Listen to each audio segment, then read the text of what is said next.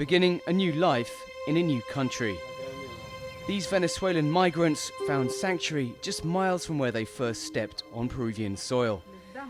A roof, a place to eat, and a place to rest. It's a home to weary travelers like Carlos Pabique, a 52-year-old car mechanic. Yo considero un triunfo, un logro, una victoria, por así decirlo, haber salido de Venezuela. Y Perú ha sido muy receptivo, por eso pienso que no podemos dejarnos llevar por lo que veamos en las redes sociales. Porque también hay grupos de Facebook en los cuales dicen que los venezolanos, bueno, somos más. Pabique ran his own car workshop back home, but the situation soon became unbearable. He left first and then sent for his family. His son, also called Carlos, made the journey aged just 15. Yo tenía mucho tiempo diciéndole a mi papá para emigrar, pues. Y él decidió venir solo porque era, o sea, desde un punto de vista objetivo era una locura. Venir sin ningún tipo de pasaje, sin recursos, sin saber qué iba a vivir en la carretera, sabiendo que quizás eran 10, 15 días inciertos. Pero yo lo veo desde el punto de vista que son los 10, 15 días mejor invertidos de mi vida. Carlos played basketball for Venezuela and was a top student, but he's convinced he can build a better life for himself and his family outside the country of his birth. It was the kindness of strangers in Corrales, a small border town near Ecuador, that eased the landing for these people fleeing hunger in their homeland. Sofia Vasquez, a Mother Superior with the Santa Ana Order of Nuns, makes sure they all have a roof over their heads and a daily meal. Primero hemos comenzado acogiéndolos propiamente en la comunidad, porque los veíamos en el mismo tumbes, en la ciudad, en las calles, sin tener dónde dormir, sin tener qué comer y desorientados, sin saber a dónde dirigirse. Es un pueblo pequeño, pero con un corazón de oro, ¿no? Que han visto cómo nos volcábamos a acompañarlos, a apoyarlos, y también ellos han dado de su pobreza su aporte. In a sign that the living conditions in Venezuela have drastically worsened, the poorest and most vulnerable are now taking the long and dangerous journey to Peru. Maria Lagos came with 3 young children in tow.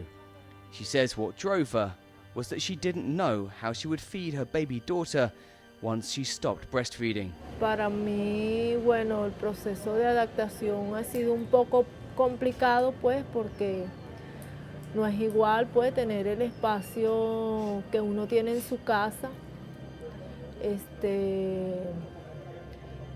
que acá, pues, que es un refugio donde viven muchas personas,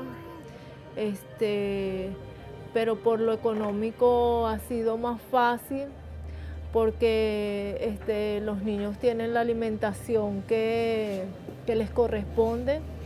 En cuanto a la niña, ya la bebé pequeña allá en Venezuela era imposible comprarle lo que era leche, pañal, cosas así, pues de hecho ella está así y tiene su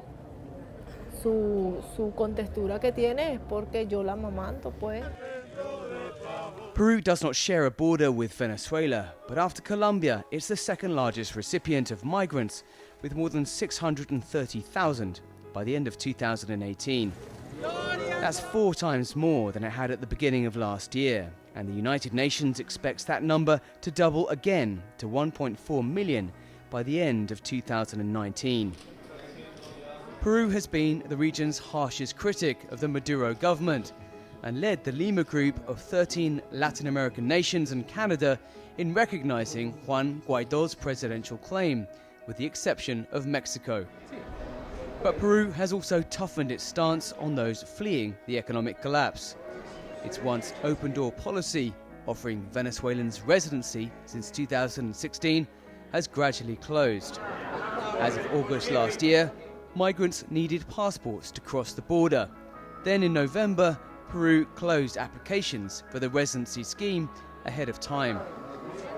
Nonetheless, the flow of migrants shows no sign of abating. Novis Ferrer travelled overland through Colombia and Ecuador with 9 members of her family. ¿Por qué salimos? Porque no podemos vivir en nuestro país. los sueldos son muy bajos para la inflación que tenemos tan grande. Hay que trabajar un mes para poder comprar un kilo de arroz. Entonces no se puede vivir, las medicinas no se consiguen, no hay medicamentos, no hay comida, no hay educación, porque ahora con la broma de que todo el mundo está emigrando, las maestras con esos sueldos tan bajos, nadie les paga y dejaron de dar clases. It took wheelchair user Imba Torres a month and a half to reach Peru. Carried on and off buses by his brother, the father of 4 says desperation drove him to make the journey, despite his limited mobility. Sí, por facilidad aquí, que se saben de caramelos, que uno vea que no se puede ganar un poquito más que en Venezuela, porque no cansa para nada lo que no se gana. Torres has a passport. Those who don't are forced to seek asylum. International organisations fear that tighter requirements for work permits and asylum will put many at risk of exploitation, particularly children travelling alone. Aquí ya hemos identificado algunas redes, o por lo menos riesgos de redes de trata de niños y niñas menores de edad, por ejemplo, empresas de transporte ofreciendo transporte de adolescentes gratis hacia Lima. Ojo, a las familias un mensaje específico porque es un riesgo.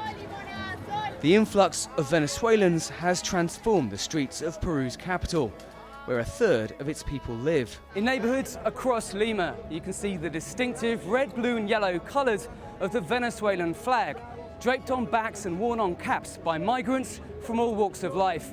Here they celebrate the opposition leader Juan Guaido's declaration that he will serve as interim president.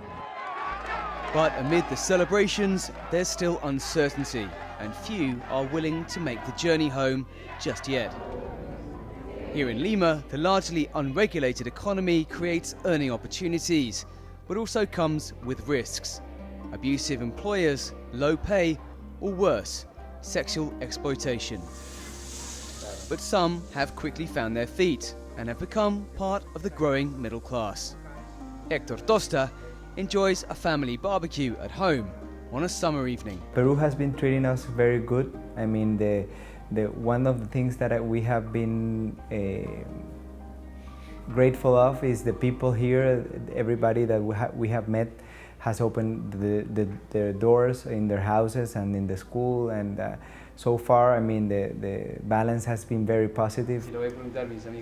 The bangers he grills are homemade, the product of his artisanal sausage startup. We have been working on a business of our own parallelly of our current jobs, and I think the Peruvian economic it will be stable as far as macroeconomics indicators.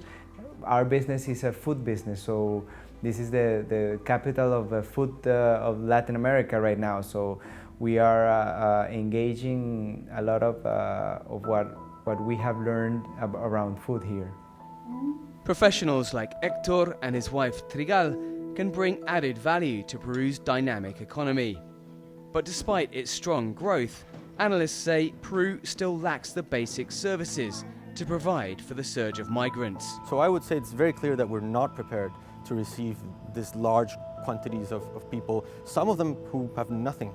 And many sectors, the medicine sector, the health sector, we're already struggling to cope with Peruvian demand. If you add Venezuelan demand, it creates a problem. But it creates a problem that shouldn't be seen from a perspective of oh, how annoying it is that now we need to take care of these foreigners, but rather as an opportunity to go to the international community and request assistance so that we can design the kind of system that we should already have had. At the end of last year, the UN Refugee Agency and the International Organization for Migration announced a $738 million emergency plan for Venezuelans on the move. Pledging aid for Peru and other nations, it's the first of its kind in the Americas. As political uncertainty continues in Venezuela, there's no telling how long the migrant crisis could last.